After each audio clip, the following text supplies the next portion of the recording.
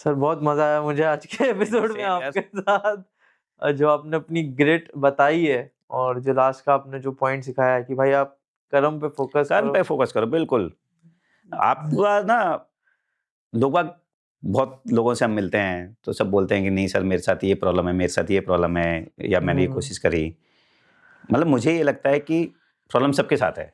देखो आप मुंबई से यहाँ आए, ठीक है, आप बता रहे थे कश्मीर गए, सारी चीजें सबके साथ प्रॉब्लम होती है, ठीक है। लेकिन कुछ लोग क्या होता है कि उस प्रॉब्लम के ना जाल में उलझ जाते हैं, ठीक है। अगर एज ए स्टूडेंट, मतलब जो अगर स्टूडेंट्स आपका ये चैनल देख रहे हैं, अगर मैं स्टूडेंट हूँ और मेरे को काम है पढ़ाई करना, तो मुझे केवल पढ़ाई पे फोकस करना चाहिए। बाकी ठीक है साथ साथ बहुत सारी चीजें चलती रहेंगी, बट आप फोकस करो कि मेरे को यार पढ़ाई करना चाहिए, मेरा ये सब्जेक्ट अच्छे से आना चाहिए। सर आपका इसी बात पे एक 7th क्लास का इंसिडेंट है, वो बताइए। हाँ एक्चुअली क्या हुआ कि मेरी जो शुरुआत हुई बड़े छोटे से जगह से हुई। एक छिबरा मऊ करके जगह है यूपी में, कानपुर के पास। मेरे फादर जो थे वहां पे पोस्टेड थे, तो वहां से मैंने शुरुआत करी सरस्वती शिशु मंदिर से। तो एकदम हिंदी मीडियम में था मैं, और आचार्य जी थे, हम जाते थे। बट मैं कहूँगा कि शायद वहां से मैंने भारत की जो संस्कृति होती है ना, कल्चर होता है, बड़ों का रेस्पेक्ट करना, टीचर्स का रेस्पेक्ट करना, जो बेसिक चीजें होती हैं, वो शायद अभी तक मेरी वहां से चल रही हैं। मतलब मुझे किसी के भी पैर छूने में शर्म नहीं आती। मुझे लगता है कि अगर कोई बड़ा है तो कुछ आशीर्वाद ही देगा, मतलब किसी को रेस्पेक्ट देने में कोई प्रॉब्लम नहीं होनी चाहिए, ठीक है। तो फिर क्या हुआ कि मेरे फादर की पोस्टिंग आई नरौरा, एक जगह है जहाँ पर न्यूक्लियर एटॉमिक पावर स्टेशन है। तो मैं वहां जब आया तो वहां पर एक उनका स्कूल था, बहुत ही अच्छा स्कूल है वो, और वो इंग्लिश मीडियम में है। तो मेरा एडमिशन वहां हो गया। अब मैं संस्कृत और हिंदी पढ़ रहा था और अचानक से मैं इंग्लिश मीडियम में आया, तो मैंने कहा यार ये क्या है। तो बड़ी सारी शुरुआत में बड़ी प्रॉब्लम आई। तो 7th क्लास में, 6th में एडमिशन हुआ। 7th क्लास में जो हाउस कैप्टन होता है, मेरा हाउस का हाउस कैप्टन आया, बोलता है कि नेक्स्ट वीक हमारी टर्न है एंड तेरे को थॉट ऑफ द डे बोलनी है। तो मैंने कहा अच्छा। अब आप एक तो क्या होता है कि आप शादी में नाच रहे हो और एक होता है आपकी खुद की शादी है, ठीक है, तो दोनों में अंतर है ना। सही बात है। हाँ, असेंबली में आप बाकी सबको सुन रहे हो, उसमें कमी निकाल देते हैं, अरे इसने अच्छा नहीं बोला, इसने ये नहीं बोला, इसने ये नहीं बोला। अब मेरा नंबर आ गया। अब मैंने बोला यार अभी क्या करा जाए। तो मैंने एक थॉट ऑफ द डे तैयार करी, an apple a day keeps the doctor away.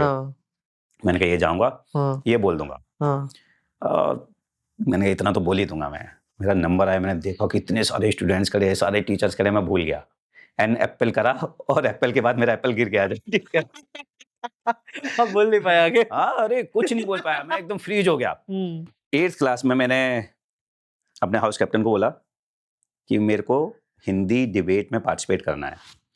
पहले अब उसने पिछले साल मेरा देखा था हाल, तो उसने बोला कि भाई 4 मिनट बोलना होता है, 4 से 5 मिनट खड़े होकर वहां पे। तो मैंने हाँ ठीक है कोई नहीं, मैं बोल लूंगा। तो उसने बोला पक्का? मैंने हाँ। 8th क्लास में मैंने सारी हिंदी डिबेट और सारे हिंदी एलोकेशंस में पार्टिसिपेट किया। और मैं कभी सेकंड नहीं आया, मैं समय फर्स्ट था। 9th क्लास में मैं नेशनल गया आंध्रा बोलने के। और 8th 9th 10th 11th 12th और फिर मैं दिल्ली यूनिवर्सिटी में करोड़ीमल कॉलेज में था, तो KMC first year, second year, third year, मैं कभी सेकंड नहीं आया। मैं हर साल, मतलब जब भी मैं गया अगर किसी उसमें पार्टिसिपेट करने हिंदी उसमें, मैं फर्स्ट आया। IIT गया, मतलब हर जगह पे। तो मैं सबको ये बताता हूँ, मैंने कहा यार अगर मैं कर सकता हूँ तो सब कर सकते हैं, ठीक है, और सब कर सकते हैं तो मैं भी कर सकता हूँ। सीधी सी कहानी ये है। सही बात है। बट आपको मेहनत करनी पड़ेगी, तैयारी करनी पड़ेगी। और जैसे 10th में मैं इसी में घूमता रहता था, कभी हिंदी डिबेट के लिए, कभी बैडमिंटन खेलने चला गया कहीं, कभी कुछ करने चला गया। तो 10th में प्री बोर्ड में मेरे बहुत ही कम नंबर आए, 35-40 के बीच में कुछ नंबर आए। तो जो मेरी सोशल साइंस की टीचर थी वो बड़ी सेंटी हो गई कि यार तुम इतना अच्छा कर रहे हो बाकी चीजों में, और ऐसे कैसे काम चलेगा। तो मैंने कहा आप ये बताओ करना क्या है मुझे। तो उन्होंने एक कुंद्रा बाबा की बुक होती है, पता नहीं अभी आती है नहीं, तब आती थी हमारी, एक सोशल साइंस की। उन्होंने बोला इसको पढ़ लो तो पास हो जाओगे अच्छे से। मैं ठीक है, 7 दिन मैंने वो पढ़ी, और अगले हफ्ते मैंने लाके उनकी टेबल पे रख दी कि आप पूछ लो इसमें से कुछ भी। तो बोली मतलब? मैंने कहा पूछ लो मैम कुछ भी।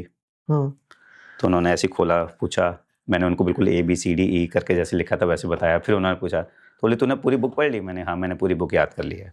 ठीक है। अब मेरे जब बोर्ड हुआ और रिजल्ट आया तो मेरे 89 मार्क्स आए, ठीक है, आउट ऑफ 100। तो मैम बोलती कि यार तेरे 89 आए, तूने कितने का किया था? मैंने 91 का।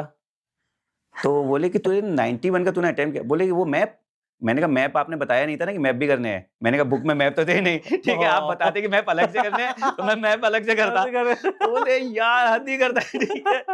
तो मतलब मैं सारे उनको ना यही बताता हूँ कि आप फोकस हो जाओ, आप अपना टारगेट है मुझे इस चीज की तैयारी करनी है, आप सीधे लग जाओ उसमें, फिर भूल जाओ दुनिया क्या बोल रही है, नेगेटिव बोल रही है कि नहीं कर सकता, बिल्कुल कुछ नहीं, सब भूल जाओ।